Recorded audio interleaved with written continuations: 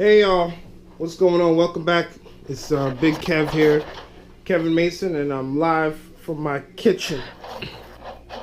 It's not much to look at, I know, but one day I'm gonna have one of those kitchens that they have on that TV show Cribs.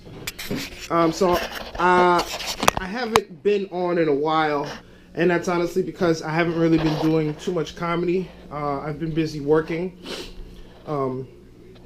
Season 4 of Power is coming out, and I've been discussing a lot of things with my agent, trying to get things set in motion. So when the show hits, we have a plan to try to get me more exposure and get me out there. So I've been working on a plan like that.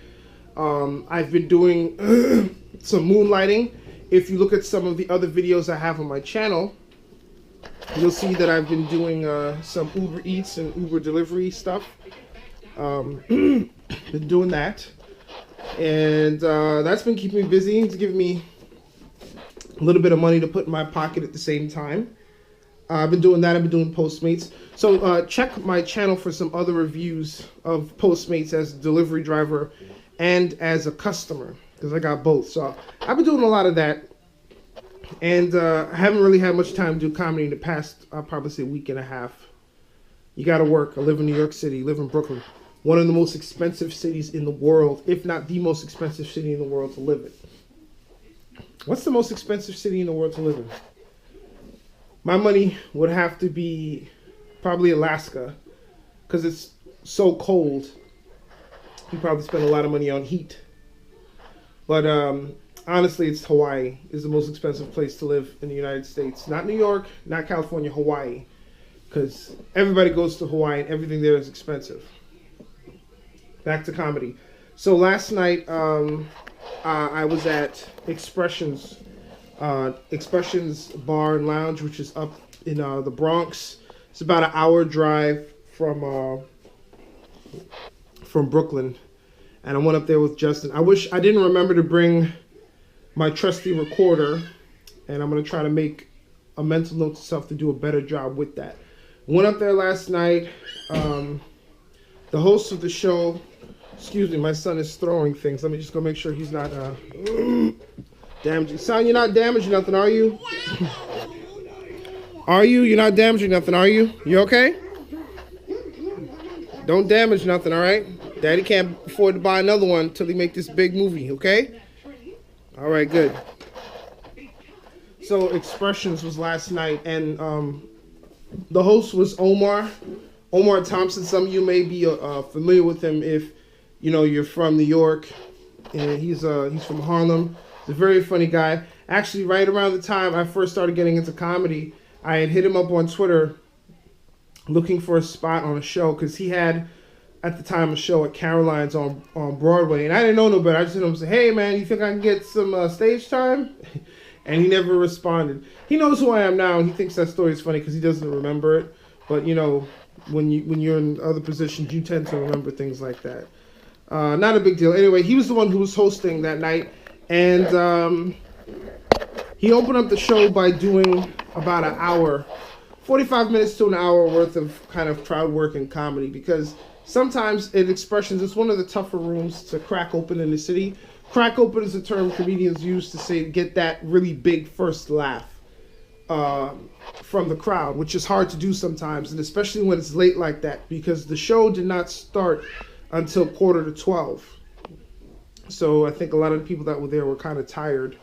Omar did the best he could. He did a really good job. Kind of got the crowd laughing. He put the first comic up. That guy kind of struggled a little bit. I don't remember his name. Doesn't matter. Omar put me up next, and I went up there. I could have done 15 minutes, but I did 10 minutes only because the crowd really was not, with me. I didn't crack them open. Like, I got a couple of good laughs, but I was doing a lot of new material. Really wasn't like doing any old stuff, because what's the point of doing old stuff as a comedian? Why do jokes that work? Why not challenge yourself and do jokes that are new and do it in front of a new crowd? So I don't normally go up to Expressions a lot because it's very far for me to go, and I don't get home till late. Last night I didn't get home till 3 in the morning because the show didn't end till like, I want to say after 1:30 maybe. Thanks, Expressions. I got home at 3 and then my son had me up at 7:30, so I didn't get a lot of sleep. Whew. Anyway, but I wanted to do new material because I'm not afraid to try new material. I'm at the point as a comedian where I'm not afraid to get on stage and bomb. Like, those of you who don't do comedy may not understand this. I don't like bombing, but I know it's a part of the game. Do you know what I'm saying? Like, that's the only way you're going to learn what works and what doesn't work. So while I'm out there swinging for the fences and I'm missing a lot more than I'm hitting, the stuff that I'm hitting that's getting some laughs, I know that's something that I can use. So when I go back and listen to the recording, I can hear what got the laughs. And then I'll take that part, right, and trim all the fat, all the other fat out, and keep the part that got the laugh and put it together with another part that got the laugh and figure out a nice smooth segue. And that is your joke. That's how you build it. See, a lot of you idiots out there right now that want to be comedians, right, or starting out to be comedians, you'll spend $400, $500, $600 on a comedy course.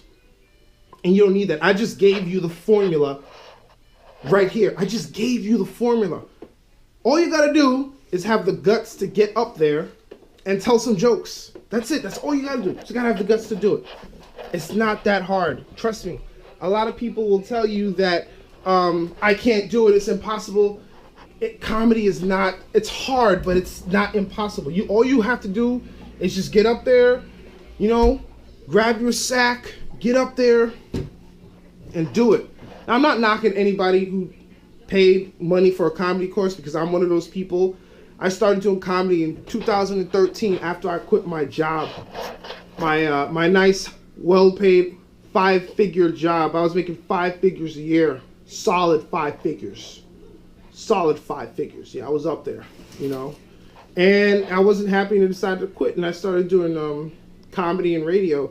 And comedy is the only thing that lasted. The radio wasn't taking me anywhere, so I started doing comedy. I paid $350 to go to the comedy classes at Caroline's on Broadway with Miss Linda Smith, which, you know what? If you want the fundamentals of comedy without the risk of getting like embarrassed or like being in front of a super big crowd, then go to a comedy school. All right. I learned basic joke structure at the comedy school. I skipped a lot of open mics by going to that comedy school. You save yourself a little bit of time. It's kind of like a little bit of an express lane. Not much, because you still have to get up there and perform. You still have to write. You still have to do your stage time. But it did help me, give me a foundation. Linda didn't write any of the jokes for me. I had to write all the jokes myself. And to tell you the truth, those jokes were funny, but I couldn't still be doing those jokes now and say I've gotten better as a comedian, because those are my first jokes. It's just like with anything you do. If you're a poet, your first few poems are going to be crappy. Like if you're a rapper, your first few raps are going to be like, I don't know, Rufus Black's raps. Yeah, Chico, be like you about to do the impossible. Your raps are going to be like that. After 5-6 years of doing raps, if you still sound like Rufus Black or Lil Yachty, you need to quit, right? If you don't sound like Rakim or even a little bit of Drake, you got to quit, all right? It's walk away from it. So if I was still doing some of those same jokes I did year one of comedy, that means I'm not progressing as a comic. So I really don't do any of those, and I look back at some of them, it's like, some of them are not really that good. The one that I had as a closer was really good, and I'm thinking about might bringing that back one day, but I don't know. We'll have to see the situation, But that's what it is, man. If you want to do comedy, that's the formula right there. Just get up, fail, repeat. Get up in front of people, do some stage time, fail, repeat. Get up, have a win, get some laughs, then fail, take a day or two off to go live life, because you have to live life to do comedy. You got to live life. You can't just do comedy. I'm doing comedy. You got to live. You got to go on a great adventure. You got to go on a blind date. Take a random Tinder date and see what material you can mine out of that Tinder date. What are you doing, son? Don't put that in your mouth. Okay. He's going to be 1 on Saturday. He can walk, but I don't know, man. He's walking with confidence, but I'm not sure. He walks like me. Oof. And I walk like a duck, so we're going to have to pray about that. Anyway, so yeah, man, just if you want to do your comedy, man, just that's how you got to do it, man. Just get up in front of people, and it's going to be hard. The hardest part is getting in front of those people and getting over that initial fear of public speaking. People are more afraid of public speaking than death, and death is final. Like, when you're dead, you're never coming back. And you'd rather be dead than speak in front of people. That just goes to show you. But I'm telling you, from the other side of things, it's not that bad. I performed in front of 100 people, 150, 200 people. You get a little nervous because you want to make sure you do good. But at the same time, you have to feel that pressure. That's how LeBron got so good as a basketball player. He had to have people keep passing him the ball, so he could feel that pressure. We need you to make this shot, bruh. We got to win this game. We need you to make the shot. And that pressure got better. Michael Jordan, the same thing. So, yeah. Anyway, what's on tonight's menu? Tonight, I am hosting the 3-year anniversary of the Better Not Bring Your Kids comedy show. It's going on at Broadway Comedy Club, and it's hosted by myself. But it's a show that Rashad Bashir, my good comedy buddy, and Justin Ramos had started probably 3 years ago, which is why it's a 3-year anniversary. But they started it at another comedy venue. So tonight they're celebrating 3 years, and they've been kind enough to allow me to host for them. So I'm a little bit nervous in the sense that I want to do a good job. I'm not nervous about the jokes. I know the jokes are there. So I'm going to do a little bit of material. I'm going to do some current event stuff, and I'm going to do some crowd work. And that's the formula for being a good host. You keep the show moving. You keep it light. You keep it entertaining. You engage the crowd. Hold on a second. What are you doing? Oh, somebody just rang the doorbell. And I'm not wearing any pants. Oh, here we go. Put these sweats on. Excuse me 1 second. I'll be right back, son. Let's go see who's at this door. So yeah, the comedy shows tonight. I'm looking forward to hosting. I can't wait. It's gonna be good. We'll have good fun times. Let's see. Hold on 1 second. Yo. How you doing, man? Sorry, police department. Sorry to bother you. How you doing? There was a shooting yesterday afternoon, probably right around this time, a little further down towards Linden. We have a pretty decent camera over there.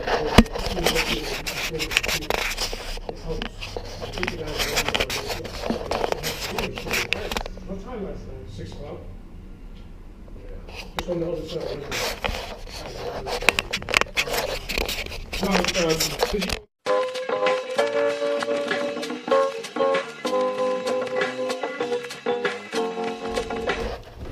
Okay, so that was terrifying.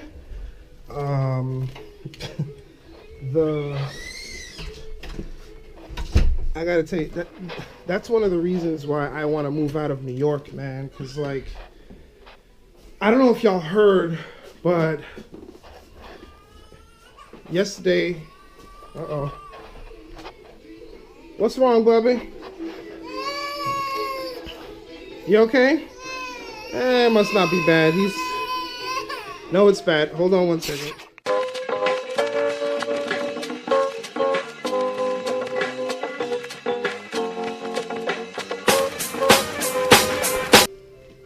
He's okay. He's a little head tap. But if you couldn't hear what the officer was saying, it was the NYPD officer. It wasn't a FedEx. It was the NYPD. They were casing the neighborhood. Apparently there was a shooting in the neighborhood yesterday. It was a shooting about 6 p.m. yesterday. And I guess they were canvassing the neighborhood looking for, any kind of video evidence that they could find. And the house that I live in, the homeowner, she has cameras positioned where they may have run by after the shooting. So the cops want to see if they can pull some evidence off of there and use it to find out who did the shooting.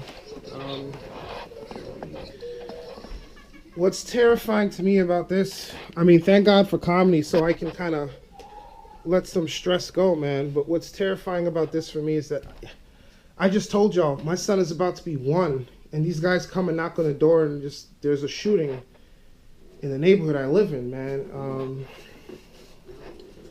Jeez, you know,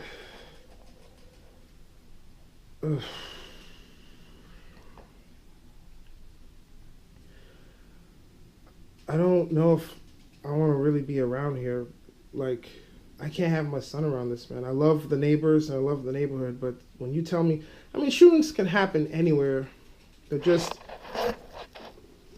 this is such a great community here, and people are really trying to keep the neighborhood safe, and then just because of the actions of a couple of knuckleheads, the neighborhood gets a bad rap, you know. And I mean, a couple of years ago, there was a shooting right behind the house I'm living in now. I was in the bathroom. I was talking on the cell phone, and all I heard was pop, pop, pop, pop, pop. And my boy on the phone, who's law enforcement, he was like, "Yo, Kev, that was gunshots." And, you know, I couldn't believe that, you know, that was that close to that kind of violence. So it doesn't happen all the time, but it just happens way too frequently around the Canarsie, East Flatbush area for me to be comfortable. And I just wish there was a way people could just kind of like solve their problems with their fists.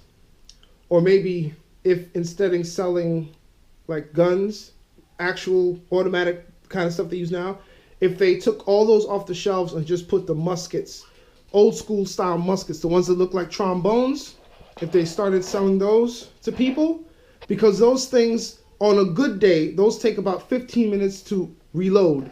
So the last thing you're going to want to do is shoot somebody if it takes you 15 minutes to load the gun up. You're going to want to look, I don't want to do this, but if I have to, you're going to have to wait there for about 15 minutes because I'm about to bust a pellet in your butt. And then you just start loading the gun. It takes like 15 minutes. And if he's a faster loader than you, he'll be done in like 10 minutes. And then your ass got to run because then he might put a pellet in your butt. Anyway, it's a shame. Please stop the violence, y'all, for real. I don't know if this video is going to reach, you know, anybody. But I'm a firm believer in, you know, peace. You know, I'm not a fighter. I don't like to fight. I don't even like to argue. I much rather laugh and have a good time. I deal with my stress by laughing. So anyway, off this yucky subject, tonight's show is going to be really good.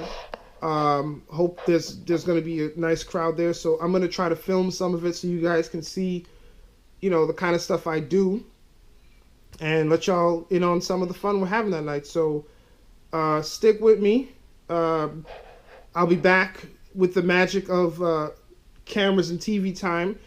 The next scene will be me driving to the club to do the show. And right before I end this part of this segment, because I know it's kind of wordy, I want to give a big shout out to my homeboy Alvin Irby. Now, he's a writer of children books. He's got like 25,000 degrees. He's like a master, PhD of masters. He's a smart guy. And he's a big proponent of children's literacy. He wrote this great book. It's called Gross Greg. You see? It's written by Alvin Irby, and the picture's by Kelvin Tukula. Is with the N silent. Tukula. Oh, all right, so I'll say it both ways. Kelvin Tukula and Kelvin Tukula. Right? And Gross Greg is a kid basically who likes to eat his boogers. He calls them sugars or sugar snacks or something like that. Booger sugars. I don't know. I think it's a fantastic book. I bought it for my son so I could read it to him. I feel like the age of this book is for kids who are like, you know, like between like 2 and 5 or maybe 2 and 6 or 2 and 7. I mean, it's a great read. It's not long. It's not violent. It's a great read for little kids. I hope it wouldn't be violence for kids. But it rhymes. It's well written. And it's a great bedtime story. It's something to make your kids laugh. You know, and it's a great read. I would say pick it up for your kids if you can. You can get it on Amazon.com by typing in Gross Greg. Or you can also go and support Alvin's movement. He has a great organization that's been featured on CNBC and CNN. It's called barbershopbooks.org, and it just their belief is that they want to make sure kids are reading. So while kids are getting a haircut, they got books in their hands reading while they're doing it. So if you want to make a donation or you want to find out how you can support, go to barbershopbooks.org to find out more how. See, that's what I do. I'm not getting paid for this. I just think what the brother's doing is a really good thing. So I like to show some support. And if you have a product or something that you would like me to promote on here, if you're doing something positive in the community, you want me to talk about it, let me know about it. I'm not a bad guy. I'll put it out there for the world to see. Hit me up on Facebook, Twitter, Instagram, at Big Kev Comedy, or just hit me up on YouTube. Leave something in the comments and, let me know what you're doing, and I'll come out there and I'll take a look. And if it's something I'm vibing with, hey, I'll talk about you on the next episode of whatever this thing is called, because I haven't given it a name yet. Maybe I'll call it How to Be a Successful Comic in NYC. I'm coming Sunday. My son is calling me, so I got to peace out. So I'm going to see y'all on the drive to the club. We're going to do some more talking. Enjoy the quick cuts. And through the magic of the camera, now I will appear in my car. Alaka.